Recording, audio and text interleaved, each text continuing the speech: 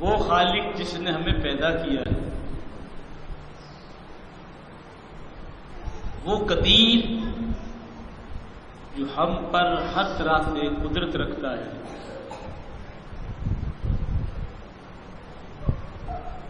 وہ اپنے علم سے ہمیں جانتا تھا، پہچانتا تھا کہ یہ جو صاحب ایمان ہیں ان کو مصیبتیں بھی آئیں گی، ان پر آزمائشیں ہوں گی، اس لیے اس مالک نے فرمایا کہ تم جب کوئی مصیبت آ جائے اس پر صبر کرو، اور پھر خوبی یہ بتا دی کہ اگر تم مصیبت کے دوران، تکلیف کے دوران، بیماری کے دوران صابر رہے تو پھر یاد رکھ لو اللہ تعالیٰ بھی صبر کرنے والوں کے ساتھ ہوتا ہے۔ جو لوگ صبر کرتے ہیں اللہ تعالیٰ صبر کرنے والوں کے ساتھ ہوتا ہے۔ اس کی بے شمار مثالیں جو ہیں وہ حدیث میں موجود ہے۔ حضور اکرم صلی اللہ تعالی وسلم نے ارشاد فرمایا کہ اللہ تبارک و تعالی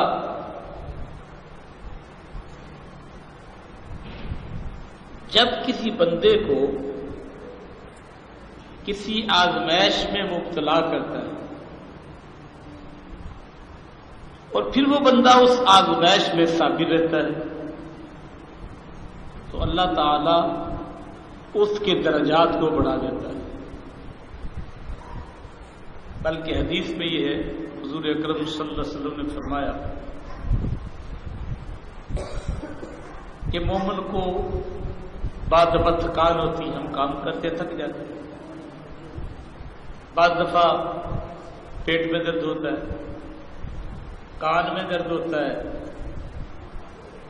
اور کوئی تکلیف ہوتی ہے، اس وجہ سے بھی بندے کے درجات بڑھتے ہیں، جس کی شرح نبی پاک علیہ السلام کی یہ حدیث ہے کہ ایک دن کا بخار 21 دن کے گناہوں کا کفارہ بن جاتا ہے۔ یہ اس کی تصدیق ہوگی نبی پاک علیہ السلام کی حدیث۔ تو مالک کائنات فرما رہا ہے کہ بے شک اللہ تعالی صبر کرنے والوں کے ساتھ ہے۔ اب یہ نتیجہ نکلا کہ صبر ایک ایسی نعمت عظمی ہے کہ جو صبر کر لیتا ہے اللہ اس کا ساتھ ہو جاتا ہے، اللہ اس کے ساتھ ہو جاتا ہے۔ اچھا، اب یہ ہے کہ جب بندے کو کوئی مصیبت آتی ہے، کوئی تکلیف آتی ہے تو اس بندے کا کردار کیا ہونا چاہیے؟ یہ تو رب کائنات فرما رہا ہے اے ایمان والو، جب تمہیں کوئی مصیبت آئے پہلی بات تم نے صبر کرنا، اور نمبر 2 تم نے کیا کرنا ہے؟ نماز سے بھی اللہ تعالیٰ سے مدد طلب کرنا ہے۔ اب نماز بندگی ہے اور صبر انسان کے ذاتی فعل کا نام ہے۔ صبر انسان کے ذاتی فعل کا نام ہے، تو ذاتی فعل بھی بندہ اگر اللہ کریم کی مرضی میں کرتا ہے، اللہ کی رضا میں کرتا ہے، اللہ کی خوشنودی میں کرتا ہے، اللہ کے حکم کے مطابق صبر کرتا ہے تو اللہ تبارک و تعالیٰ اس کے ذریعے بھی انسان کی مدد کر دیتا ہے۔ جب قرآن کہہ رہا ہے صبر سے بھی تم مدد طلب کر سکتے ہیں۔ والصلاۃ اور نماز، گویا کہ صبر کا اور نماز کا آپس میں چولی دامن کا ساتھ ٹھہرا، اور اس کی دلیل نبی پاک علیہ الصلوۃ والسلام کی یہ حدیث ہے کہ جب آپ کو کوئی تکلیف ہوتی ہے آپ نماز کی طرف متوجہ ہو، چاند گرہن ہوا نماز کی طرف متوجہ ہو، سورج گرہن ہوا نماز کی طرف متوجہ ہوئے۔ اچھا، اب یہ ہے کہ اللہ تبارک و تعالیٰ فرما رہا ہے وَلَا تَقُولُوا لِمَن يُقْتَلُ فِي سَبِيلِ اللَّهِ أَمْوَاتٌ، جو لوگ اللہ کی راہ میں قتل کیے جاتے ہیں ان کو مردہ مت کرو۔ یہ آیت نمبر 154 ہے۔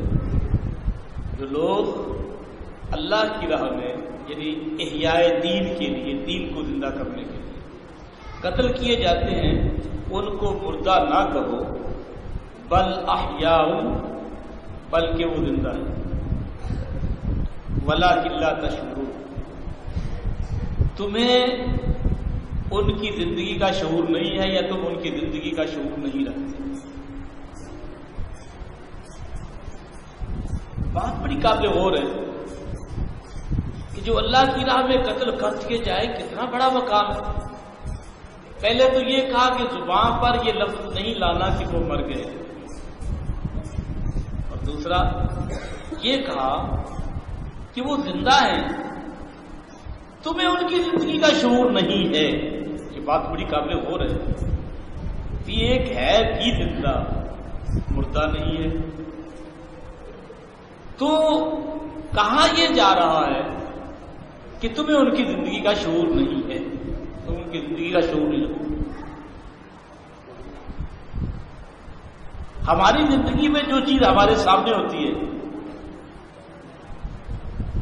کوئی کھا رہا ہے تو ہم دیکھ رہے ہیں وہ کھا رہا ہے، کوئی پی رہا ہے ہم دیکھ رہے ہیں وہ پی رہا ہے، چل رہا ہے ہم دیکھ رہے ہیں وہ چل رہا ہے۔ چونکہ یہ جو اللہ کی راہ میں قتل کر دیے جاتے ہیں ان کو تو زمین کے اندر دفن کر دیا جاتا ہے، تو ظاہر ہم وہ قبر کے نیچے ہیں، ہم قبر کیوں، ہم زمین کے اوپر، وہ زمین کے اندر ہے ہم زمین کے اوپر ہیں، ایسے کریں، اس لیے ہم ان کو دیکھ نہیں رہے۔ تو کئی باتیں ذہن میں آتی ہیں کہ ہم دیکھ ہی نہیں رہے، کیا پتا کیسے ہے۔ اور دوسرا یہ ہے کہ ہمارا تعلق عالم دنیا سے ہے اور اس جہان کا تعلق عالم آخرت سے ہے، عالم برزخ سے ہے۔ برزخ حجاب اور پردے کو کہتے ہیں۔ اچھا، اب اللہ کریم جل مجدہ الکریم اس کی تصدیق جو ہے یہ سورہ آل عمران آیت نمبر 169 اور 170 اس کی مزید اس کی تشریح قرآن کر رہا ہے۔ اس میں تو یہ کہا نا کہ جو اللہ کی راہ میں قتل کر دیے جائیں ان کو مردہ نہ کہو، وہ زندہ ہیں، تمہیں ان کی زندگی کا شعور نہیں۔ اب سورہ آل عمران آیت نمبر 169-70 اللہ تبارک و تعالیٰ فرما رہا ہے وَلَا تَحْسَبَنَ الَّذِينَ قُتِلُوا فِي سَبِيلِ اللَّهِ أَمْوَاتًا، جو اللہ کی راہ میں قتل کر دیے جائیں ان کو ہرگز مردہ نہ سمجھو، بل احیاء، بلکہ وہ اپنے رب کے پاس زندہ ہیں، عند ربہم یرزقون، اور انہیں رزق دیا جاتا ہے۔ پہلی بھی قرآن مجید کی آیت ہے، یہ بھی قرآن مجید، انہیں رزق دیا جاتا ہے۔ فرحین بما آتاہم اللہ من فضلہ، اللہ نے انہیں اپنے فضل سے جو کچھ دیا ہے وہ اس پر خوش ہے۔ وَيَسْتَبْشِرُونَ بِالَّذِينَ لَمْ يَلْحَقُوا بِهِم مِّنْ خَلْفِهِمْ، اور اپنے بعد کے مسلمانوں کے متعلق جو ان سے ابھی نہیں ملے یہ بشارت پا کر خوش ہوتے ہیں۔ اللہ خوف علیہم ولا هم يحزنون، ان پر نہ کوئی خوف ہوگا نہ وہ غمگین ہوگا۔ یہ آل عمران آیت نمبر 169 اور 170۔ اب دیکھو سمجھنے کی کوشش کریں، آیت نمبر 154 میں جو سورہ بقر کی ہے، اور آیت نمبر 169 میں جو سورہ آل عمران کی ہے، لفظ یہ ہے کہ جو اللہ کی راہ میں قتل کر دیے جائیں، اللہ کی راہ میں قتل کر دیے، ان کو مردہ نہیں کہنا، نہ وہم کرنا ہے کہ وہ مردہ ہے۔ پہلے کہا تمہیں ان کی زندگی کا شعور نہیں ہے، اور اس میں یہ کہا ایسے زندہ ہیں کہ اللہ تعالیٰ انہیں حلال اور طیب رزق بھی عطا فرما رہا ہے، وہ کھا رہے ہیں۔ مطلب رزق تو اس کو دیا جاتا ہے جس نے کھانا ہے، اگر اس نے کھانا ہی نہیں تو رزق دینے کا مطلب کیا ہے؟ اور اگر کوئی یہ کہے کہ یار جو کھاتے ہیں تو پھر ایسے ہے، وہ ایسے ہے، وہ ایسے ہے، یہ دنیاوی زندگی کے احکامات نہیں ہیں۔ جنت میں جنتی کھائیں گے نہیں؟ بولو، کھائیں گے، پیئیں گے، سب کچھ ہوگا، لیکن ہماری روحیت کی قضائے حاجت نہیں ہوگی، وہ جنتی رزق ہے۔ بیکار آئے گا سارا کچھ ختم ہو جائے گا، پسینہ آئے گا سارا کچھ ختم ہو جائے گا۔ کہ جو مالک کائنات پیٹ میں ہم کھانا کھاتے ہیں تو اس سے خون بھی بنا دیتا ہے، فضلات الگ ہو جاتے ہیں، ٹھیک، بھینسیں، گائے، اونٹنیاں چارہ کھاتی ہیں، اس سے خون بھی بن رہا ہے، دودھ بھی بن رہا ہے، فضلات الگ ہو رہے ہیں۔ یہ کون انتظام کر رہا ہے؟ وہی خالق جس نے سب کو بنایا ہے، اس کی قدرت سے سارا ہو رہا ہے۔ زرد رنگ کا چارہ ڈال کے بھینسوں کو پانی بے رنگوایا ہے، پلاتے ہیں، اور ایک طرف اس کی اللہ پاک کی مہربانی یہ ہے کہ اس بھوسے سے، اس چارے سے اس جانور کا خون بھی بن رہا ہے تاکہ وہ زندہ رہے، دودھ بھی نکالا جا رہا ہے، لوگوں کو فائدہ ہو، اسی سے گوشت بھی بن رہا ہے تاکہ لوگ اس کو کھائیں۔ کہ مالک کائنات جنت میں ایسے نہیں کر سکتا کہ بندے کھائیں پیئیں سب کچھ کریں اور ڈکار سے ساری چیز ہضم ہو جائے، پسینے سے ساری چیز ہضم ہو جائے۔ اب قرآن مجید میں یہ آیا ہے کہ انک لا تسمع الموت، یہ سورہ نمل ہے، آیت نمبر 80 ہے، کہ آپ مردوں کو نہیں سنا سکتے۔ اب یہاں جو یہ کہا کہ مردوں کو نہیں سنا سکتے نا، اس پر کچھ لوگوں کو غلط فہمی ہوئی،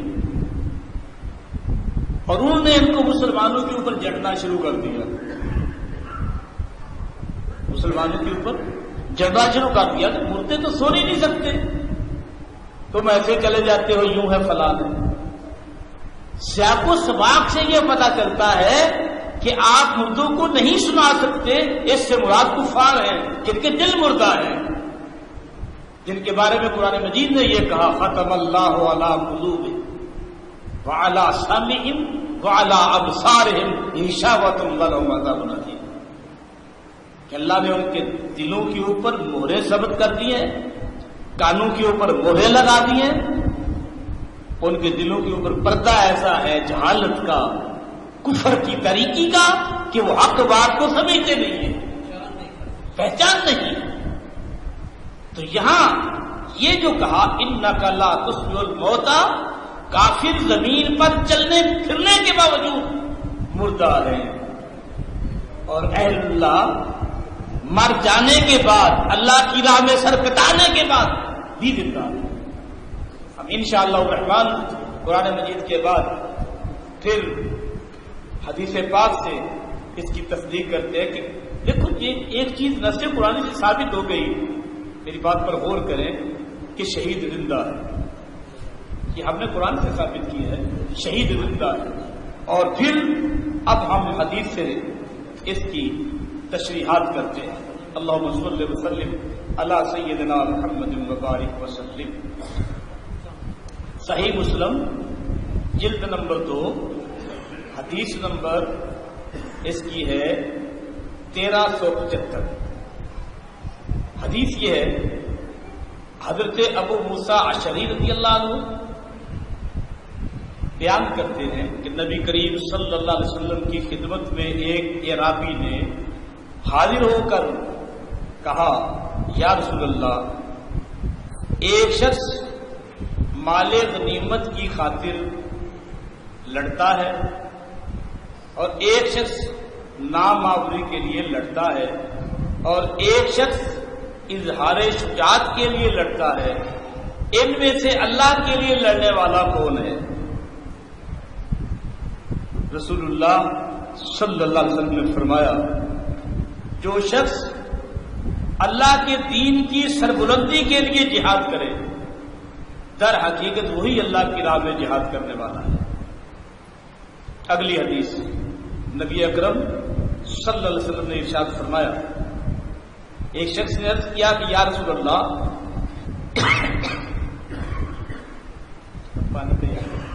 ایک شخص دنیا کو حاصل کرنے کے لیے جہاد کا ارادہ کرتا ہے، آپ نے فرمایا اس کے لیے کوئی اجر نہیں ہے۔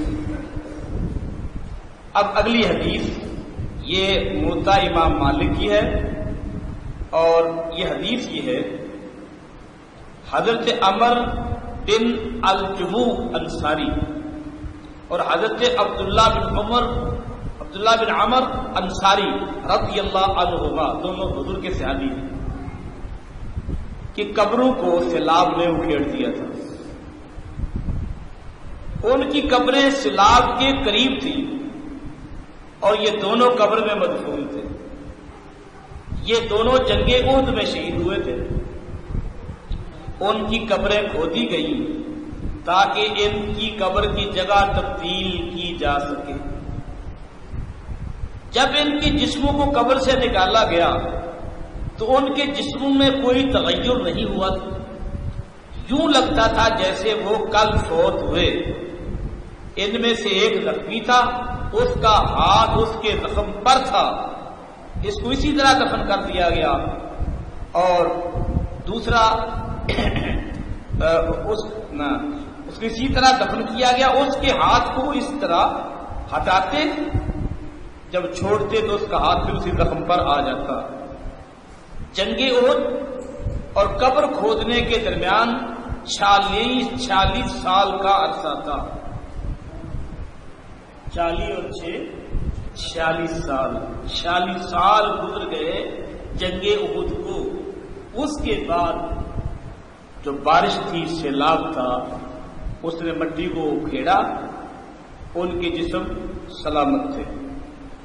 اچھا، اب یہاں ایک بات بڑی قابل غور ہے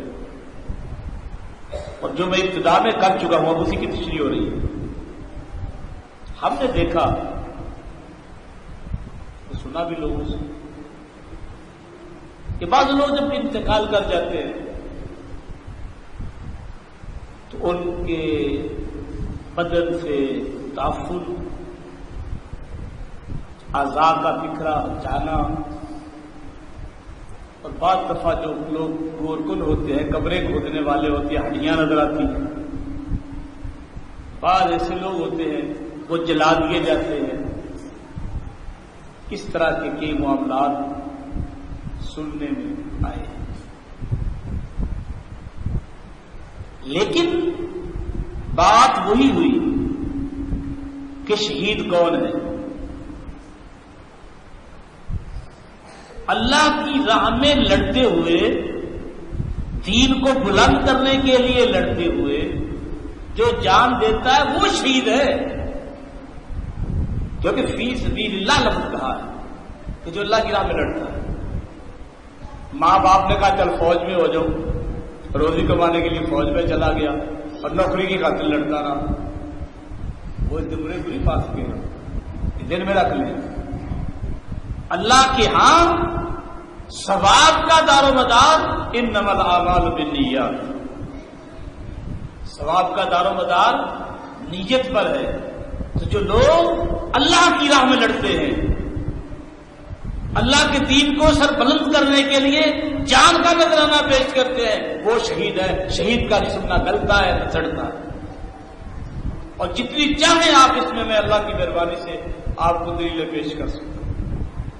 شہید کا ایک ہی معنی ہے، دل میں رکھ لو، اللہ کی راہ میں دین کو سربلند کرنے کے لیے جہاد کرنے والا اگر اسی حالت میں مارا جاتا ہے تو اس کو ہم شہید کہتے ہیں۔ یہ جن کے بدن پھولتے ہیں، پھٹتے ہیں، ان کی نیت وہی ہوتی ہے جیسے میں نے ابھی عرض کر دیا کہ گھر سے کہا دیا فوج میں چلے جاؤ، اچھی نوکری مل جائے گی، کھانا بھی ملتا ہے، بیوی ہو تو اس کا بھی ساتھ لگ جاتا ہے، بچے ہو تو اس کے بھی ساتھ پیسے بڑھ جاتے ہیں، سرکاری مکان، سرکاری لنگر، اس لیے چلا گیا میدان جنگ میں، چلا گیا بھی نوکری ہے، کیا کریں، لڑتے ہیں، مسلمان ہوں گے، ہو سکتا ہے ہندوؤں کی فوج میں مسلمان ہوں گے، ہمارے ساتھ لڑنے والے ہوں گے، نوکری کر رہے ہیں، ابھی کیا کریں، ہم نوکری ہے، اس طرح ملازمین اکثر کہہ دیتے ہیں۔ تو جو اللہ کی راہ میں قتل کیا جائے اس کو شہید کہتے ہیں، اور شہید زندہ ہوتا ہے، یہ بات آپ ذہن میں رکھیں۔ اب یہ ہے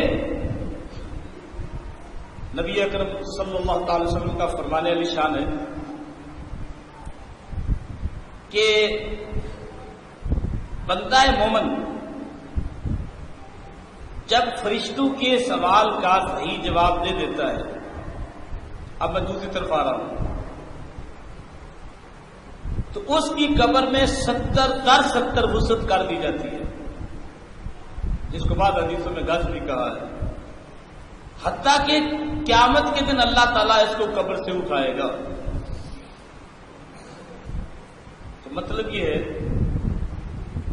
ایک شہادت جہری ہے جس کا تذکرہ میں نے ابھی کر دیا کہ اللہ کی راہ میں جہاد کیا دین کو بلند کرنے کے لیے تاکہ اللہ کا دین زندہ ہو جائے، تو یہ شہید ہے، اس کو شہادت جہری کہتے ہیں۔ ایک ہے شہادت سری ہے مسلمان، اور یہ نیت میں رکھ لیں یہ نعمت عظمیٰ مومن کو ملتی ہے، کافر کو نہیں ہے، مرتے کافر بھی ہیں وہ اللہ کی راہ میں بڑھتے ہی لڑتے ہی نہیں، تو مرنا کیا ہے۔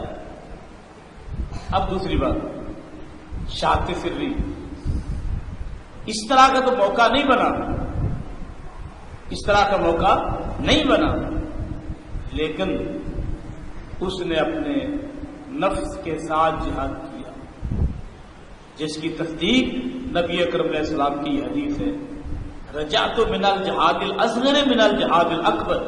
ایک جنگ کے موقع پر حضور گئے، جب واپس آئے تو صحابہ کو خطاب کیا، اس میں یہ کہا کہ ہم چھوٹے جہاد سے بڑے جہاد کی طرف منتقل ہو رہے ہیں، رجوع کر رہے ہیں۔ اب بھی کافروں کے ساتھ جہاد کرنا، اس کو کیا کہا، جہاد اصغر، چھوٹا جہاد ہے۔ حالانکہ یار جسم کٹ رہا ہے، جسم ریزہ ریزہ ہو رہا ہے، تلواریں نہ تو نہیں ہے، اس کو جہاد اصغر حضور نے کہہ دیا، اور جہاد اکبر کہا اپنے نفس کے ساتھ جہاد کرنا۔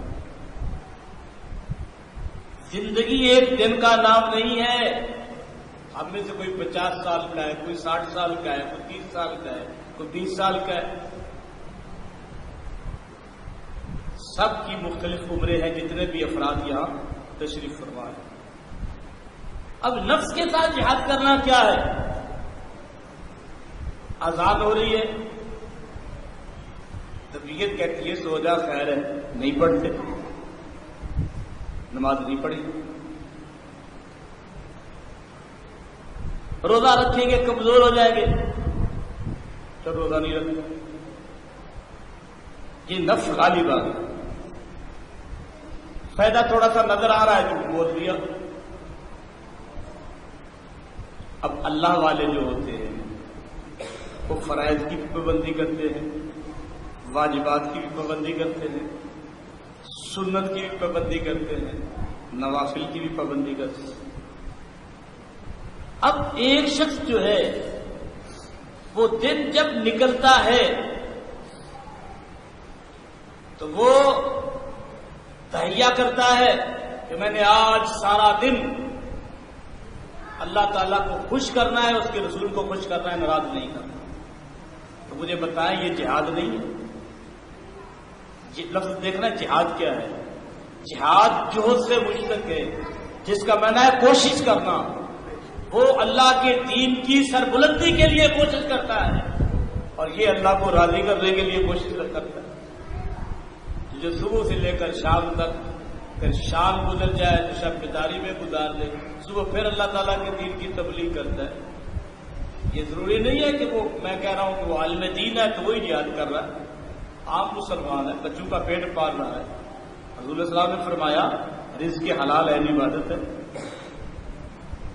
گائے کو چارہ دے رہا، اسے دودھ دیتی ہے، اس کا ایک سلسلہ روزگار چل رہا ہے. یہ معمولی نہیں ہے. رزق حلال کمانا حضور فرماتے ہیں عبادت ہے. تو جو بندہ شریعت کے راستے سے لے رہا ہے، اللہ کے احکامات پر عمل کر کے اللہ کو خوش کر رہا ہے، وہ اپنے نفس کے ساتھ جہاد کر رہا ہے. اور انہی میں سے حضور داتا گنج بخش رحمۃ اللہ علیہ، شیخ عبد القادر جیلانی رضی اللہ عنہ، بابا فرید الدین گنج شکر رحمۃ اللہ تعالی علیہ شامل ہے. اچھا،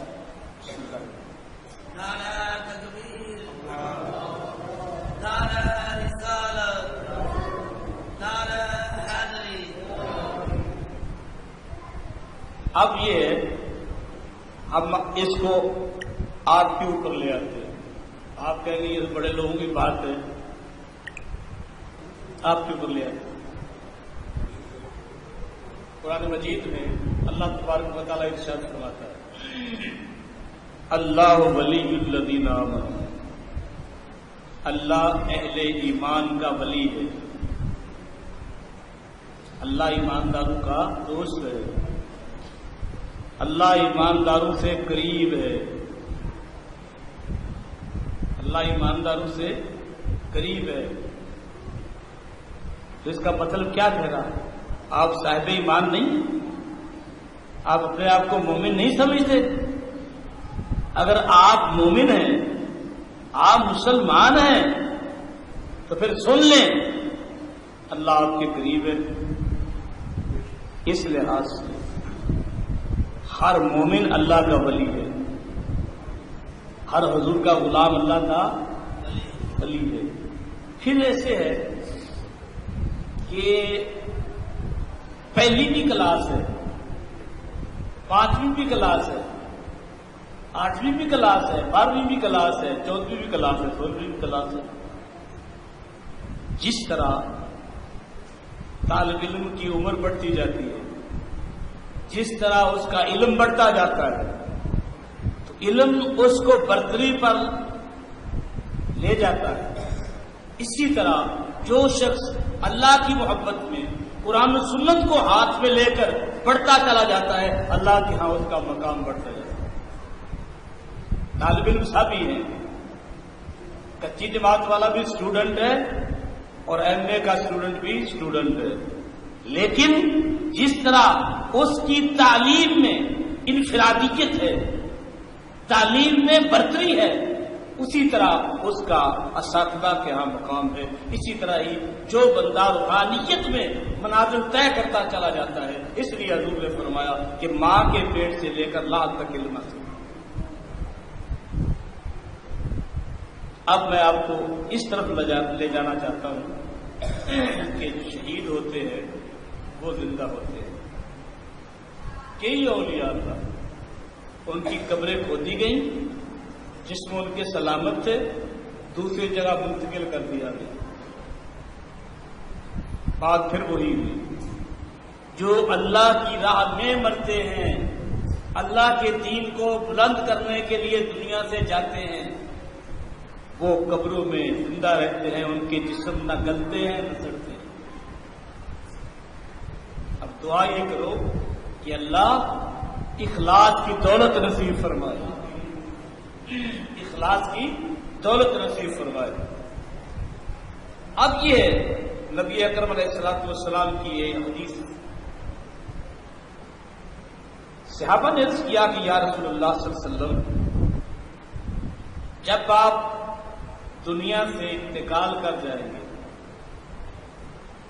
دنیا سے انتقال کر جائیں گے تو اس آپ کی ہڈیاں گل جائیں گی، سوال کر سکتے کیونکہ ایسے ہوتا رہا ہے، ایسے ہوتا ہے. تو آپ نے ارشاد فرمایا کہ اللہ کا نبی زندہ ہوتا ہے، اسے رزق دیا جاتا ہے، اور اس کی تصدیق نبی پاک علیہ السلام کی یہ حدیث کرتی ہے. اور حدیث پر غور بھی کرنا ہے، اس کو سمجھنے کی کوشش کرنی ہے. حضور صلی اللہ علیہ وسلم نے ارشاد فرمایا کہ جب اہل محبت مجھ پر درود پڑھتے ہیں،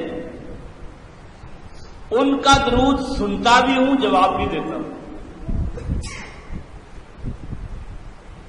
ان کو پہچانتا بھی ہوں، ان کا درود سنتا بھی ہوں. اب مجھے یہ بتائیں، کیا آپ گجر کالونی والے ہی حضور کے غلام ہیں؟ کیا سعودی عرب میں بسنے والے، کینیڈا میں بسنے والے، امریکہ میں بسنے والے، جی بغداد میں رہنے والے، دیگر ممالک اسلامیہ میں جہاں اسلامی حکومت نہیں ہے، مسلمان موجود ہے، کتنے مسلمان ہوں گے؟ تو جب ہر مسلمان حضور پر درود پڑھ رہا ہے اور حضور علیہ الصلوۃ والسلام اس کے درود کو سن رہے ہیں اور جواب بھی دے رہے ہیں، یہ حضور علیہ السلام کے زندہ ہونے کا ثبوت نہیں ہے؟ بات پر غور کرنا ہے. ہزاروں نہیں اربوں لوگ ہیں جو حضور علیہ الصلوۃ والسلام پر درود و سلام کے نذرانے پیش کر رہے ہیں. اس کا مطلب یہ ہوا کہ اللہ کے نبی زندہ ہے. اب اس کی تصدیق نبی پاک علیہ الصلوۃ والسلام کی ہم اس حدیث سے کرتے ہیں. یہ صحیح مسلم میں ہے اور اس کی جلد نمبر 1 ہے. حضرت ابو ہریرہ رضی اللہ تعالیٰ عنہ روایت کرتے ہیں، رسول اللہ صلی اللہ علیہ وسلم نے فرمایا، میں نے اپنے آپ کو انبیاء علیہ السلام کی ایک جماعت میں پایا. میں نے دیکھا کہ حضرت موسیٰ علیہ السلام نماز پڑھ رہے ہیں اور ان کے بال قبیلہ شنوہ کے لوگوں کی طرح گھنگریالے ہیں، اور اس وقت عیسیٰ علیہ السلام کھڑے ہوئے نماز پڑھ رہے تھے. فرماتے ہیں عروہ بن مسعود ثقفی ان سے بہت مشابہ ہیں، یعنی عیسیٰ علیہ السلام کی شکل میرے صحابی کی شکل کی طرح ہے. اور میں نے دیکھا کہ ابراہیم علیہ السلام کھڑے ہوئے نماز پڑھ رہے ہیں. تمہارے نبی وہ سب سے زیادہ ان کے مشابہ ہیں، ابراہیم خلیل اللہ کی اپنے غلام. پھر نماز کا وقت آیا تو میں نے سب نبیوں کی امامت کی. اس حدیث کی تھوڑی سی شرح میں آپ کے سامنے پیش کروں. یہ مسلم شریف کی حدیث ہے جو میں آپ کے سامنے پیش کر رہا ہوں. معراج کی رات تھی، تو یہ تو آپ نے علماء سے سنا ہی تھا اور سنا ہی ہوگا کہ حضور علیہ الصلوۃ والسلام جب بیت المقدس میں تشریف لے گئے تو سب انبیاء موجود تھے. یہ تو آپ نے سنا ہی. تو جب ان کو موقع مل گیا مسجد میں بیٹھنے کا تو اللہ کے نزدیک سب سے بہترین عبادت نماز ہے. تو ان افراد کو نماز پڑھتے ہوئے دیکھنا، جن 3 انبیاء علیہ السلام ور انبیاء کا میں نے آپ کے سامنے تذکرہ کیا، ابراہیم خلیل اللہ، عیسیٰ روح اللہ اور موسیٰ کلیم اللہ، 3 انبیاء کا میں نے تذکرہ کیا ہے آپ کے سامنے. یہ تینوں نبیوں کے حوالے سے یہ کہا کہ میں نے دیکھا کہ وہ نماز پڑھ رہے ہیں. 1,20,000 انبیاء دنیا میں تشریف لائے، 1,24,000 تشریف لائے. تو جب یہ 3 انبیاء بطور مثال پیش کر دیے گئے، اس کا مطلب یہ ہے کہ دیگر انبیاء، آپ فرماتے ہیں میں نے سب انبیاء کو نماز پڑھائی، تو باقی بھی نماز پڑھ رہے ہیں. فردن سب کا نام نہیں لیا. یہ جو موسیٰ علیہ السلام ہے صاحب کتاب ہے، عیسیٰ علیہ السلام جو ہے انجیل اللہ نے نازل فرمائی، ابراہیم خلیل اللہ ہے، ان تینوں کا تذکرہ کر دیا. اس سے یہ بات ثابت ہو گئی کہ اللہ کے نبی زندہ ہوتے ہیں. اب آپ کے دل میں ایک اور سوال آیا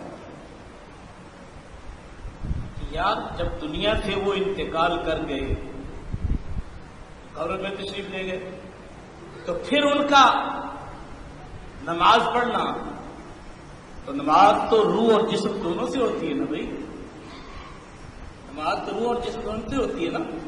اب اللہ تبارک و تعالی اپنے ان محبوب انبیاء کو جس میں مثالی عطا فرما دیتا ہے، جس میں مثالی عطا فرما دیتا ہے، ان کی روح اتنی لطیف ہوتی ہے۔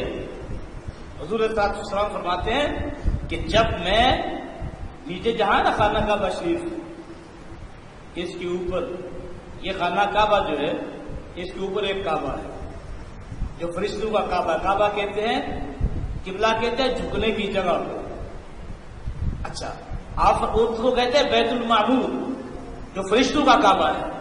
آپ فرماتے ہیں کہ جب میں بیت المعمور میں گیا معراج والی رات، تو میں نے ابراہیم علیہ السلام کو دیکھا، وہ بیت المعمور کو ٹیک لگا کر بیٹھے ہوئے تھے۔ تو ٹیک لگا کر بیٹھنا، اس بات کی وضاحت ہو گئی کہ اللہ تبارک و تعالیٰ اپنے نبی کی روح کو مثالی جسم بنا دیتا ہے، مثالی جسم بنا دیتا ہے۔ سیم حیات قضائیہ وہی ہوتی ہے جو انسان کے جسم کی ہوتی ہے۔ پھر آپ کا فرمانا کہ جب میں پہلے آسمان پر گیا تو آدم علیہ السلام سے ملاقات ہوئی، پھر ادریس علیہ السلام سے ملاقات ہوئی۔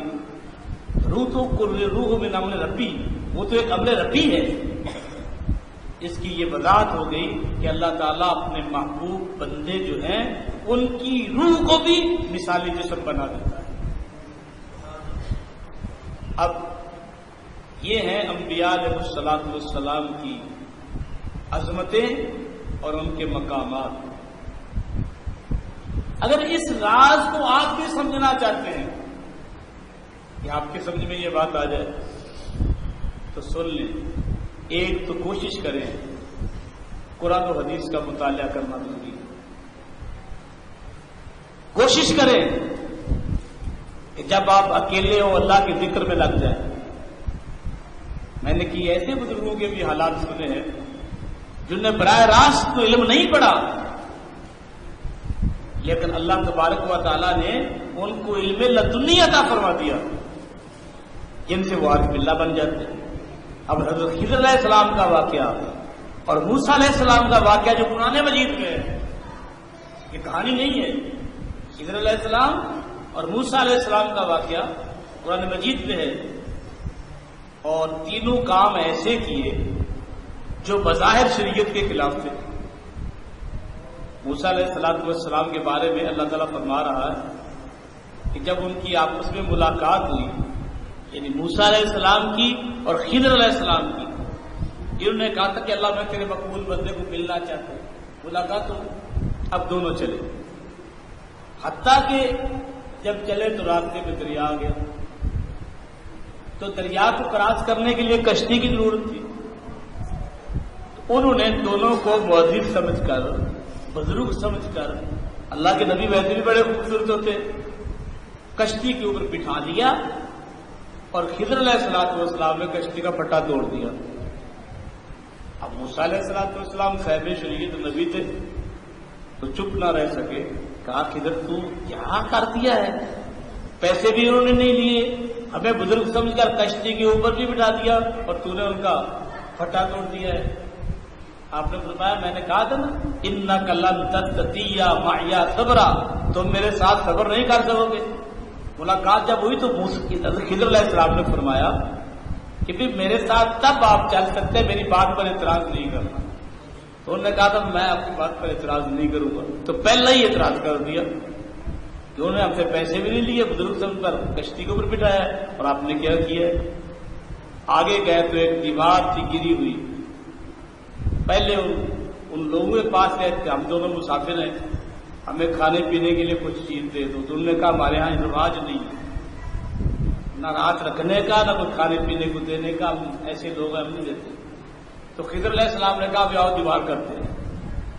جب دیوار کاٹی موسیٰ علیہ السلام نے، خضر علیہ السلام نے، تو موسیٰ علیہ السلام نے کو کہتے ہیں کہ آؤ چلے۔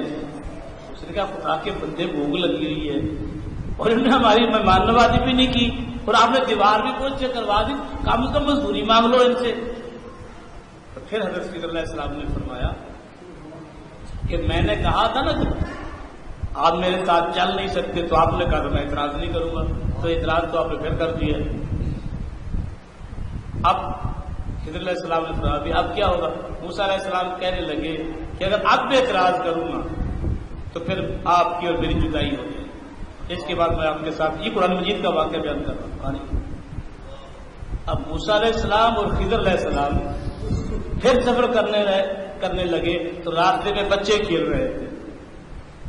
ایک معصوم بچہ، چھوٹا بچہ، اس کو پکڑا اور خضر علیہ السلام نے قتل کر دیا۔